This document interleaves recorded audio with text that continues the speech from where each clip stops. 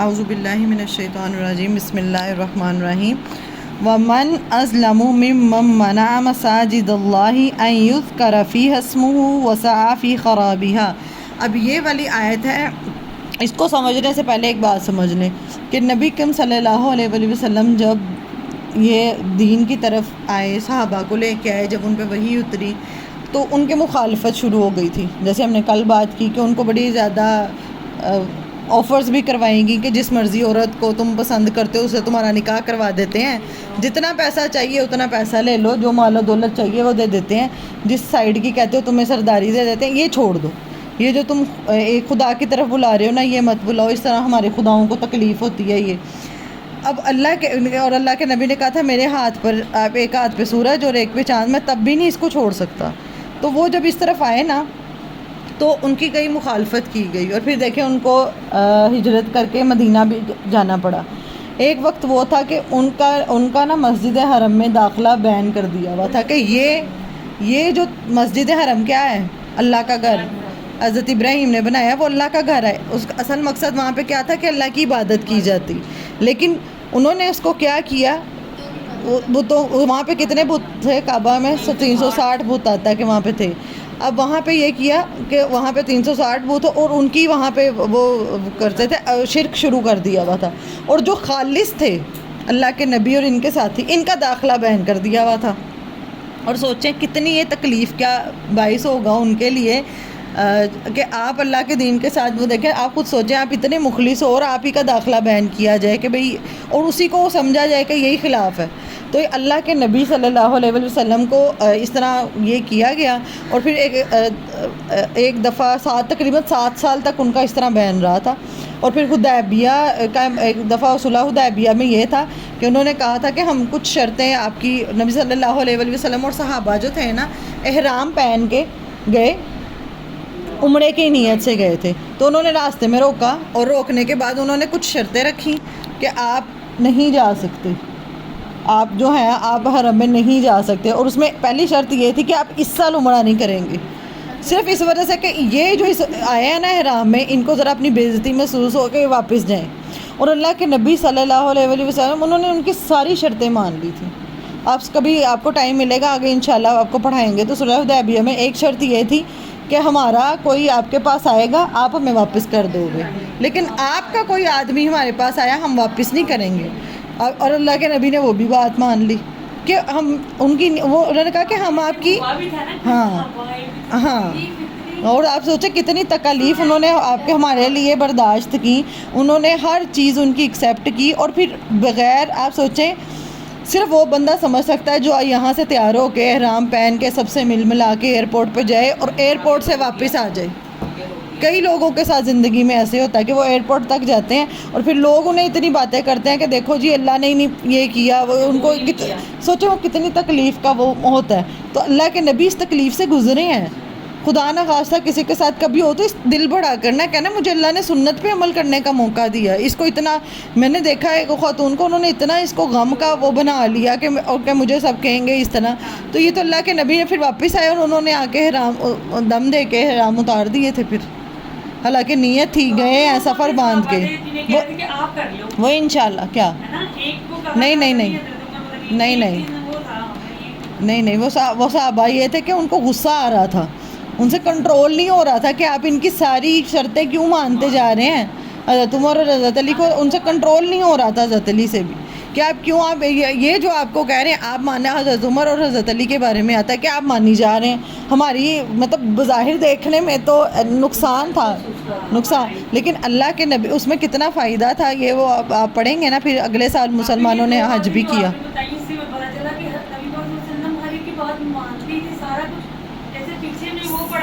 اپنے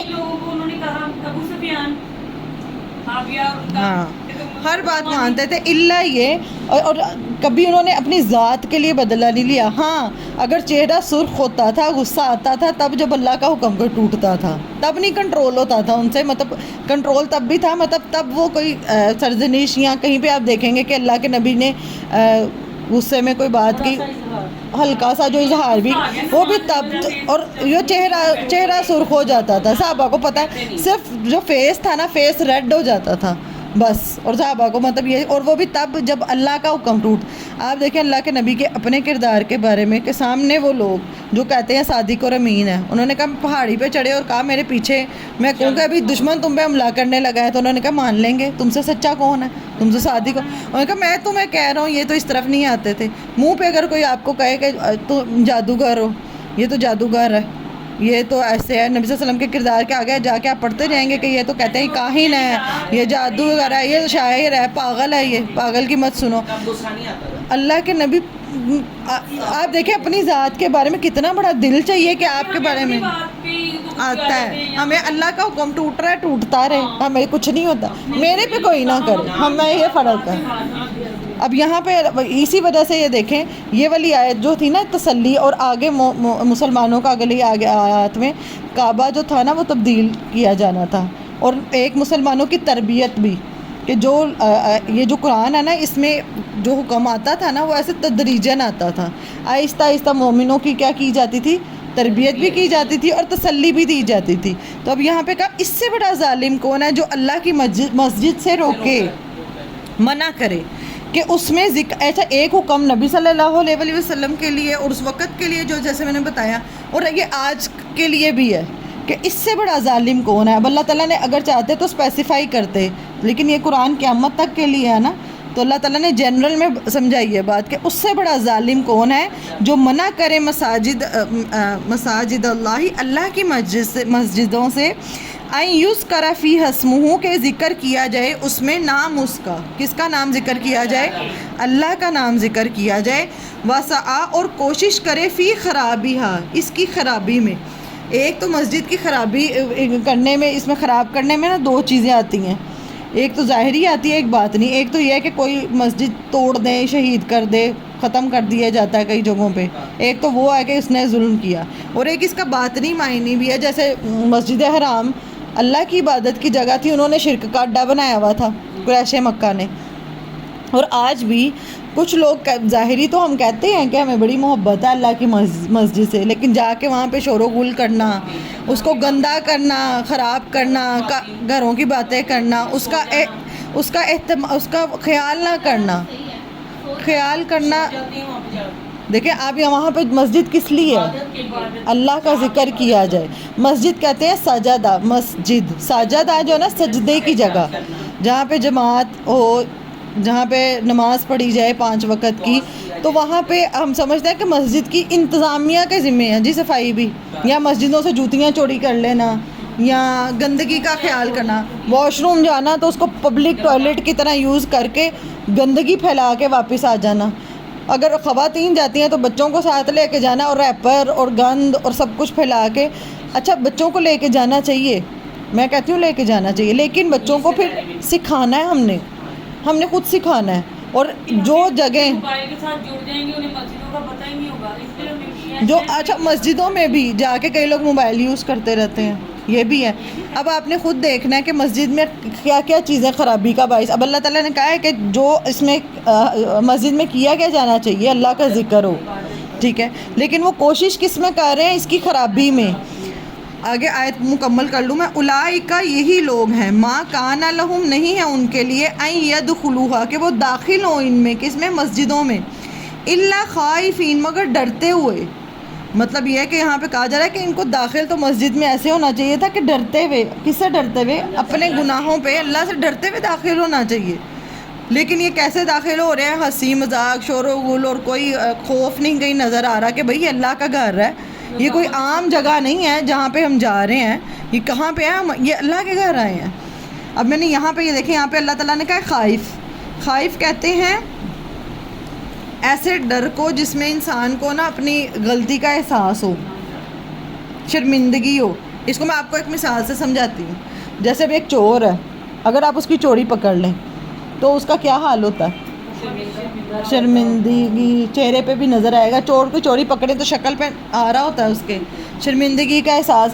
وہ ہوتا ہے وہ والا ڈر یہاں پہ مراد ہے کہ تمہیں اللہ کے گھر داخل ہوتے ہوئے ویسے ڈرنا چاہیے جیسے تمہیں پتہ نہیں ہے تمہارے کیا اعمال ہے اور تم کہاں داخل ہو رہے ہو کہ اللہ تعالیٰ. اور لیکن ان کو تو اللہ تعالیٰ کہنے ڈرتے ہوئے داخل ہونا چاہیے تھا، ان کے اندر شرمندگی کا احساس ہونا چاہیے کہ اللہ تعالیٰ. لیکن یہ کیا کر رہے ہیں، یہ شور و غل اور کیسے مسجد کو خراب کرنے کے لیے. اب دیکھیں جو مسجد میں آ رہے ہیں چوریاں کر رہے ہیں اور لوگوں کی چیزیں اٹھا کے لے جاتے ہیں, مسلمان ہی ہوتے ہیں نا وہ بھی. جوتی کی چوری ہونا بلکہ مذاق بنایا ہوا ہے, عام بات ہے. یہ مسجدوں میں جو ہے مسجد کی انتظامیہ کے ذمہ ہے, گند مچا کے کارپیٹ کو گندا کر کے, یا چائے وہاں پہ پی رہے ہیں تو وہ چائے کی وہ جو نشان لگے ہوتے ہیں, تھوک آ رہا ہے تو وہ کارپیٹ کے ساتھ ہی صاف کر رہے ہیں, ناک آ رہا ہے تو کارپیٹ کے ساتھ ہی صاف کیے جا رہے ہیں. کوئی ذرا بھی صفائی کا خیال نہیں, ڈسپلن نہیں ہے. اور اگر کوئی کہنے والے بھی وہ کیا کر رہے ہیں, اتنی بدتمیزی کر رہے ہیں, جو سمجھا رہے ہیں وہ بھی بدتمیزی سے سمجھا رہے ہیں.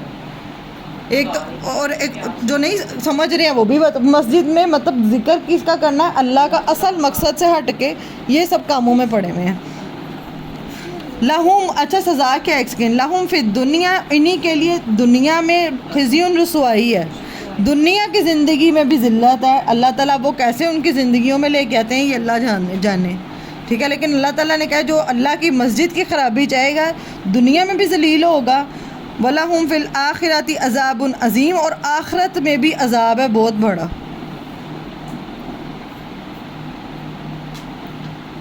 تو ہم سمجھتے ہیں لوگوں کی نظر میں عزت ہونی چاہیے, لوگوں کی نظر میں یہ ہونا چاہیے, عزت وہ ہے جو اللہ کی نظر میں ہے.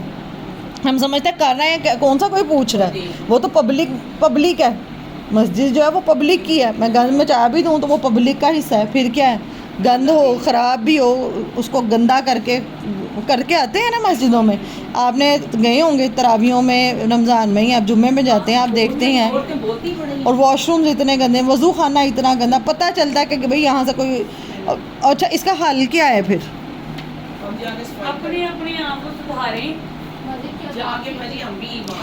اور یہ جو کہا ہے نا کہ اللہ تعالیٰ نے کہا کہ دنیا میں بھی رسوائی ہے, اس میں کئی علماء کا بھی یہ بھی کہنا ہے کہ رسوائی سے مراد یہ بھی ہے کہ ایسے بندے کو مرنے سے پہلے اللہ تعالیٰ عبرت کا نشان بنا دیتے ہیں. اور نہ ایسے لوگوں کی, ہم مسجد آ کیوں رہے ہیں, دعائیں قبول ہو جائیں, اللہ ہم سے راضی, نہ ایسے بندے کی دعائیں قبول ہوں گی جو حالانکہ مسجد میں خرابی کا باعث بن رہا ہے, ٹھیک ہے. نہ ان کی دعائیں عبرت نہ بنایا جاتا ہے جسے دیکھ کے لوگ عبرت پکڑیں, نہ ان کے دل نرم ہوتے ہیں.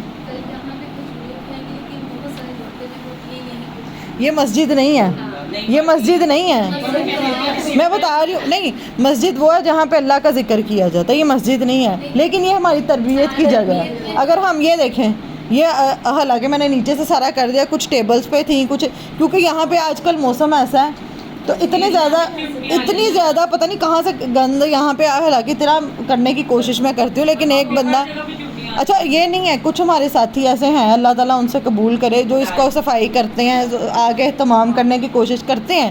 لیکن دیکھیں جب ہم اب یہ اور کپس وہ جو اس میں پیا تھا کل, وہ کوئی کہیں گرا کوئی کہیں گرا, یہ گرے ہوئے تھے, پھر سارا کرنا پڑتا ہے. یا بچوں یا کچھ لوگوں کا, میں کہنا نہیں چاہتی تھی لیکن ابھی انہوں نے کہا, دیکھیں کچھ پینسل شاپ کی ہوتی ہے وہ چپک جاتا ہے, وہ جو اس کا کچرا ہوتا ہے نا وہ نکلتا ہی ہے, وہ اتنی مشکل اٹھا کے. مسجد میں جا رہے ہیں اور بہت سارے لوگوں کے بارے میں ڈسکس کر رہے ہیں, ہم اپنی کلاس میں ایک ان کے لیے لے لیں. یہ اتنے چھوٹے چھوٹے کاغذوں کے ریپرز جو ہوتے ہیں نا, چھوٹے, اور مجھے نا